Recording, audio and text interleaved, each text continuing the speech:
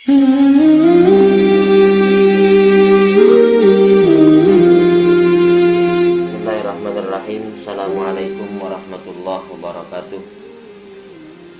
Alhamdulillahilladzi arsala rasulahu bil huda wa dinil haq liyuzhirahu 'alad dini kullihi walau karihal kafirun. Asyhadu an la ilaha illallah wahdahu la syarikalah wa asyhadu anna sayyidana wa nabiyyana Muhammadan abduhu wa rasuluhu la nabiyya ba'dah. Allahumma salli wa sallim wa barik ala sayyidina Muhammadin wa ala alihi wa ashabihi wa man tabi'ahum bi ihsanin ila yaumiddin. Amma ba'd. Anak-anakku, siswa-siswi SMP Taman Harapan yang Bapak banggakan, mudah-mudahan kalian senantiasa dalam perlindungan Allah Subhanahu wa taala, dilimpahkan nikmat sehat walafiat, dilimpahkan nikmat iman dan Islam, sehingga dengan nikmat-nikmat itu mudah-mudahan ibadah kalian semakin bertambah baik, kualitas hubungan kalian, baik hubungan kepada Allah maupun hubungan kepada sesama manusia bertambah baik. Dan mudah-mudahan Allah Subhanahu wa ta'ala berkenan untuk selalu memberikan limpahan nikmat-nikmat itu kepada kita semua, sehingga ibadah kita kepadanya tidak terganggu. Amin ya rabbal alamin. Anak-anakku sekalian yang Bapak banggakan, bahwa pada bulan Rabiul Awal ini lahir manusia yang paling mulia, manusia yang paling agung, yang kelahirannya memberikan manfaat kepada seluruh alam semesta, bukan hanya kepada kita umat Islam, tetapi orang-orang kafir pun merasakan manfaat dari kelahiran Rasulullah Shallallahu Alaihi Wasallam. Untuk itu patut kita berbahagia, patut kita berbangga dengan bernabikan Nabi Muhammad Shallallahu Alaihi Wasallam. Anak-anakku sekalian, kita ini adalah generasi yang hidup sesudah sahabat, yang kita tidak sempat bersua dengan Rasulullah Shallallahu Alaihi Wasallam. Kita tidak pernah bertatap muka, tidak pernah bermuajahah dengan beliau. Kita tidak hidup bersama beliau, tetapi kita adalah generasi yang lahir setelah sahabat-sahabat beliau. Allah Subhanahu wa ta'ala di dalam surah Al-Anfal ayat 33 menyebutkan bahwa ada keistimewaan-keistimewaan yang Allah berikan pada orang-orang yang hidup berdampingan bersama dengan Rasulullah Shallallahu Alaihi Wasallam. Dan kita pun mendapatkan keistimewaan itu melihat firman Allah Subhanahu wa ta'ala dalam Quran surat Al-Anfal ayat 33 yang berbunyi, A'udzu billahi minasyaitonir rajim. Bismillahirrahmanirrahim. Wa ma kana Allahu liyu'adzibahum wa anta fihim. Dan Allah tidak akan mengazab mereka sementara engkau berada di tengah-tengah mereka, hai Muhammad. Jadi sepanjang ada Nabi Muhammad, maka sepanjang itu pula Allah tidak akan menurunkan azab. Ini sebuah kemanfaatan luar biasa pada generasi sahabat yang sempat hidup bersama-sama Rasulullah Shallallahu Alaihi Wasallam. Dan kita umat beliau yang tidak sempat bersua, bermuajahah, hidup berdampingan dengan beliau, tidak mendapatkan garansi ini. Tetapi ada hal-hal yang bisa kita lakukan sehingga kita berharap mudah-mudahan Rasul kita imajinasikan seolah-olah ada bersama kita. Kapan waktunya? Ketika kita bersolawat kepada beliau. Ketika kita bersolawat kepada beliau, imajinasikan bahwa beliau menjawab solawat kita. Dan ketika itu seolah-olah beliau berada di tengah-tengah kita. Nah, imajinasi kita yang seperti ini, saya yakin juga akan memberikan garansi bahwa sepanjang kita bersolawat kepadanya, maka sepanjang itu pula Allah akan amankan kita dari azab-azabnya. Nah, kondisi pandemi saat ini yang perlu dicarikan solusi, maka di antara solusi terbaiknya adalah rajin membaca sholawat.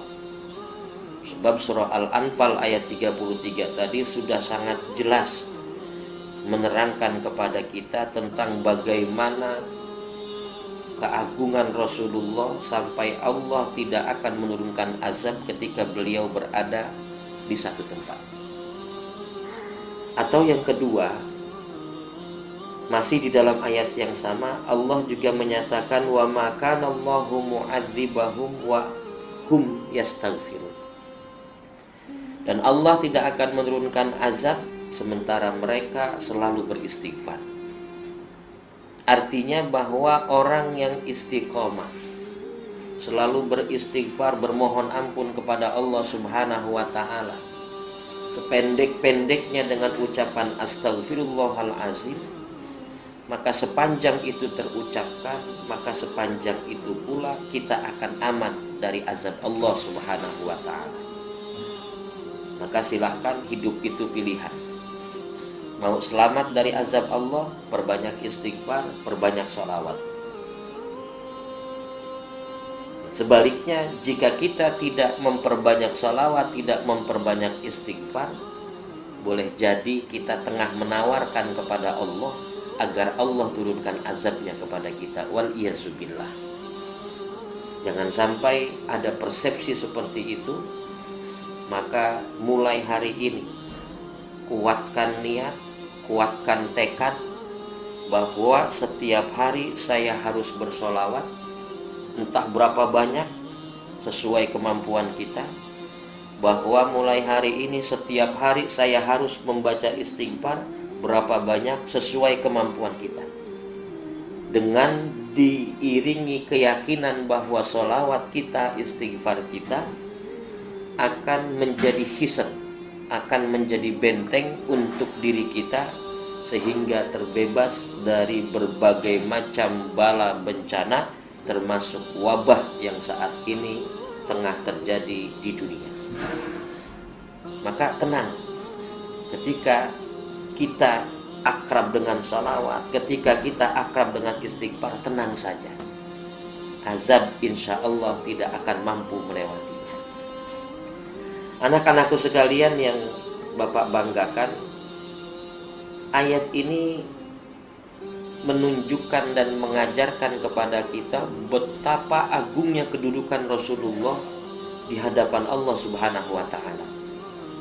Jadi jangankan di hadapan manusia, di hadapan Allah begitu agung Rasulullah. Maka beliau dijadikan oleh Allah sebagai uswah, sebagai teladan dalam segala sisi kehidupannya. Mulai dari kehidupan keluarga, kehidupan bermasyarakat, kehidupan bernegara. Beliau adalah contoh yang paling baik yang pernah Allah berikan kepada umat manusia. Maka kita bangga menjadi umat beliau, dan kebanggaan itu kita buktikan dengan berusaha untuk menjadikan beliau sebagai suri tauladan kita dalam kehidupan kita sehari-hari. Rasulullah Shallallahu Alaihi Wasallam dalam satu sabdanya menyampaikan kepada kita bahwa beliau dalam satu riwayat dalam setiap hari selalu membaca istighfar sebanyak 100 kali. Dalam riwayat yang lain membaca istighfar dalam satu hari sebanyak 70 kali. Padahal beliau sudah dijamin masuk surga. Padahal beliau sudah ada garansi dari Allah Subhanahu wa Ta'ala untuk masuk surga.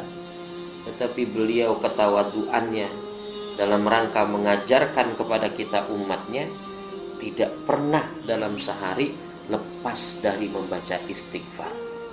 Maka kita sebagai umatnya yang tidak ada orang yang menjamin kita bisa masuk surga, mestinya istighfar kita harus lebih banyak dari istighfar yang dibaca oleh Rasulullah Shallallahu Alaihi Wasallam. Kalau Rasul setiap hari baca 100, kita baca 200. Ini yang perlu untuk kita lakukan sesegera mungkin dalam rangka bertaqarrub, mendekatkan diri kita kepada Allah, sekaligus menjadikan bacaan-bacaan ini sebagai benteng bagi diri kita untuk terhindar dari berbagai macam bala, bencana, azab yang saat ini tengah Allah turunkan. Dasarnya tadi Quran surat Al-Anfal ayat 33 yang jelas-jelas menyatakan bahwa orang yang beristighfar, orang yang dekat dengan Nabi akan aman dari azab Allah Subhanahu wa Ta'ala. Anak-anakku yang Bapak banggakan, kita harus tahu kenapa orang tua kita, guru kita mengajarkan kita untuk memperingati hari lahirnya Nabi. Di dalam surah Ibrahim ayat 5 Allah Subhanahu wa Ta'ala berfirman, A'udzubillahi minasyaitonirrajim wa dzakkirhum bi ayyamillah. Dan ingatkanlah mereka tentang hari-hari yang mulia. Ayyamillah itu artinya hari-hari Allah, yaitu hari-hari yang mulia, di mana pada hari itu Allah mencurahkan nikmat-nikmatnya. Dan nikmat terbesar bagi kita umat Islam adalah hadirnya, dilahirkannya Rasulullah Shallallahu Alaihi Wasallam.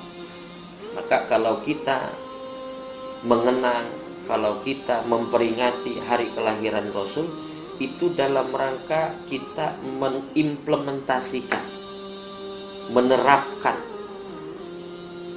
ajaran Al-Quran yang terdapat dalam surah Ibrahim ayat 5. Wa zakirhum bi ayyamillah.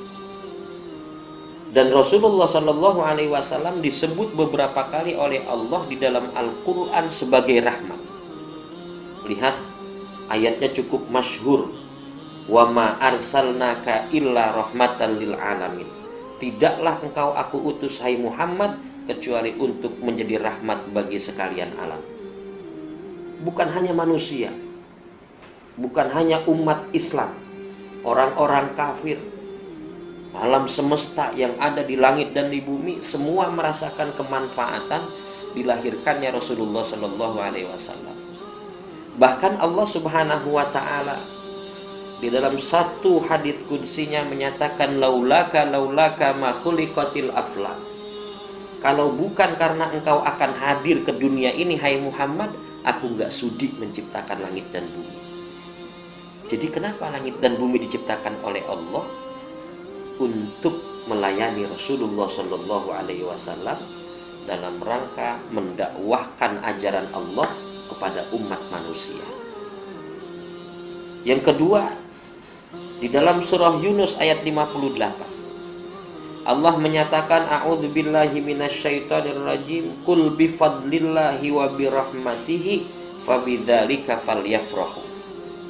Katakanlah dengan anugerah karunia Allah Subhanahu wa Ta'ala dan dengan rahmat Allah Subhanahu wa Ta'ala. Anugerah dan rahmat ini mestinya menjadikan kalian berbahagia, menjadikan kalian senang.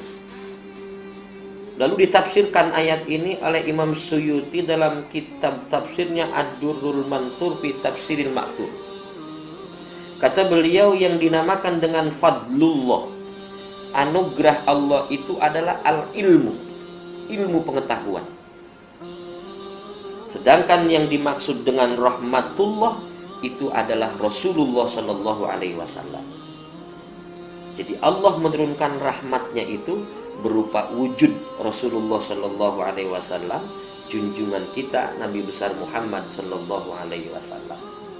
Maka sungguh kenikmatan yang besar, sungguh keberuntungan yang tiada tara Kalau sampai dengan detik ini kita masih ditakdirkan oleh Allah menjadi pengikut Rasulullah, menjadi umat Rasulullah, yang mudah-mudahan kalau kita sampai meninggal dunia pun tetap berstatus sebagai umat Rasulullah Shallallahu Alaihi Wasallam. Kalau orang meninggal dunia tetap sebagai umat Rasulullah, maka satu kunci surga paling tidak sudah dimiliki. Persoalan kapan masuk surganya nanti urusan Allah. Mari sama-sama kita lihat, ini ayat Al-Anfal 33 itu menunjukkan kasih sayang Nabi ketika di dunia kepada umatnya.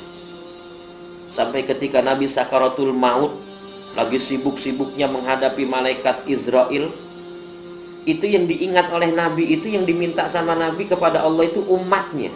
Nabi tidak ingat anaknya, Nabi tidak mengingat istrinya, tidak mengingat saudaranya, tapi kata Nabi, ummati, ummati, ummati. Umatku ya Allah, umatku ya Allah, umatku ya Allah. Setelah Allah memberikan kabar bahwa umatnya akan masuk surga semuanya, barulah Nabi menghembuskan nafas terakhirnya. Coba bayangkan cinta apa itu? Cinta Nabi kepada kita itu cinta apa? Bukan cinta yang didasarkan syahwat, tetapi murni memang betul-betul cinta yang sampai hari kiamat dibawa, dan Nabi tidak akan puas sebelum umatnya semua masuk ke dalam surganya Allah Subhanahu wa ta'ala. Nanti di alam barzah kita ditanya munkar nakir. Sebelum ditanya siapa Tuhanmu, kita ditanya dulu tentang Nabi Muhammad. Kalau kita kenal dengan Nabi Muhammad, garansi kita akan dimasukkan ke surganya Allah. Terus dikumpulkan manusia di padang mahsyar yang jarak antara matahari dengan kepala kita hanya 1 jengkal. Nabi saat itu tengah berada di Jannatul Firdaus, surga Firdaus, tahu bahwa hari itu hari mahsyar, kembali memikirkan umatnya. Ya Allah, kasihan umat saya, kehausan, kepanasan. Akhirnya Nabi kharra sajidan, tersungkur sujud di hadapan Allah, mohon diizinkan keluar dari Jannatul Firdaus untuk menemani umatnya di padang mahsyar. Di situ Nabi mohon kepada Allah untuk dibentukkan, untuk diberikan satu telaga, satu haud, yang haud itu berisi air yang apabila umatnya meminum setetes saja air tersebut, maka sepanjang proses alam mahsyar mereka tidak akan pernah merasa kehausan dan kepanasan. Itu Rasulullah. Nah, oleh karena itu mari sama-sama dengan cara kita masing-masing ungkapkan rasa suka kita, rasa senang kita atas kelahiran Rasulullah. Ungkapkan rasa bahagia kepada Rasulullah Shallallahu Alaihi Wasallam. Mulai dari dunia, Rasul sudah begitu cinta kepada kita. Di alam barzah pun menunjukkan cintanya kepada kita. Di padang mahsyar pun begitu. Setelah proses padang mahsyar selesai, manusia mulai melewati Shiratal Mustaqim. Yang selamat Shiratal Mustaqim masuk surga, yang tidak selamat jatuh ke dalam neraka. Nabi pun kharra sajidan, minta lagi kepada Allah untuk nungguin umatnya. Akhirnya Allah ijabah. Nabi menunggu umatnya di ujung Shiratal Mustaqim. Nabi menyaksikan umatnya yang masuk surga, Nabi menyaksikan umatnya yang terjatuh ke dalam neraka. Padahal saat itu bisa saja Nabi kembali ke Jannatul Firdaus untuk menyenangkan dirinya sendiri. Tapi Rasulullah Shallallahu Alaihi Wasallam tidak seperti itu. Beliau begitu cinta kepada umatnya sampai ditungguin kita di Shiratal Mustaqim. Pada saat kita di padang mahsyar yang orang tua nggak kenal dengan anaknya, anak nggak kenal dengan orang tuanya, teman nggak kenal dengan sahabatnya, ibu nggak kenal dengan anaknya, saat itu yang sibuk ngurusin kita cuma Rasulullah. Lihat dalam Al-Quran, yauma yafirrul mar'u min akhi. Ini proses mahsyar. Yauma yafirrul mar'u min akhi, ketika orang lari dari saudaranya, wa ummihi wa abi. Anak tidak kenal sama bapak dan ibunya, wa sahibatihi wa bani. Anak nggak kenal dengan temannya, orang tua tidak kenal dengan anaknya. Ini proses mahsyar. Satu-satunya yang kenal kita saat itu Rasulullah Shallallahu Alaihi Wasallam. Nah, baru setelah melewati Shiratal Mustaqim, yang surga dimasukkan ke surga, yang neraka dimasukkan ke neraka. Baru saat itu orang tua kembali kenal kepada anak, teman kembali kenal kepada temannya. Saat itulah kalau kita punya orang tua yang soleh, dia akan memberikan pertolongan kepada anaknya. Atau anaknya soleh, lebih soleh dari orang tuanya, maka anak bisa memberikan pertolongan kepada orang tuanya. Kalau kita ditakdirkan punya teman yang soleh, yang kemudian ditakdirkan Allah masuk surga, maka teman kita ketika tidak menemukan kita, dia akan menanyakan kita kepada Allah Subhanahu wa ta'ala. Ini namanya syafaat. Kalau orang tua atau anak atau teman sudah tidak bisa lagi memberikan pertolongan kepada kita, harapan terakhir kita cuma satu, syafaat Rasulullah Shallallahu Alaihi Wasallam. Itulah yang dinamakan dengan syafaatul uzma.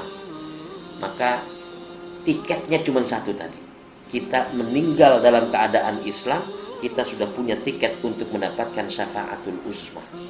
Persoalan berapa lama di neraka harus diperhitungkan dengan amal perbuatan kita di dunia. Maka ketika Rasulullah Shallallahu Alaihi Wasallam diberikan kewenangan oleh Allah untuk memberikan syafaat, Rasulullah Shallallahu Alaihi Wasallam melihat umatnya begitu banyak masuk ke dalam neraka. Akhirnya Rasul naik ke arsy, kharra sajidan. Nabi tersungkur sujud di hadapan Allah.